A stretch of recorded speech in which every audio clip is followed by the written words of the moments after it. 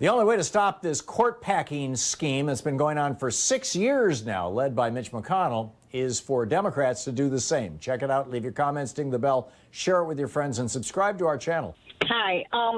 Well, you already answered the first one question that I had was about the Supreme Court adding people. I really feel we have no choice. But so I'm going to change my question a little bit. What about following through on term limits?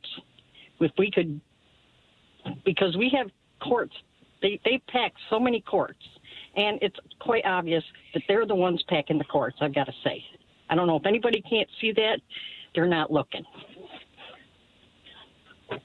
But I think it's a valid question, Connie, and I think, Ro Khanna has introduced a bill to do that.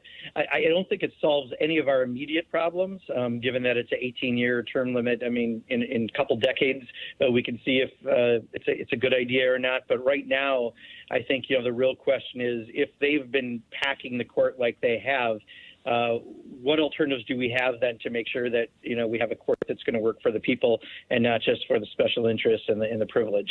And I think there are other questions out there that people really need to talk about, like is the size of the court the correct size and other things that could have a much quicker resolution to some of the issues. So I just think, let's watch what happens, and if they decide to push this thing through literally days before the election, and it's their last gasp, as Thom and I were talking about earlier, if they lose the Senate after November 3rd, then we're going to have all sorts of conversations.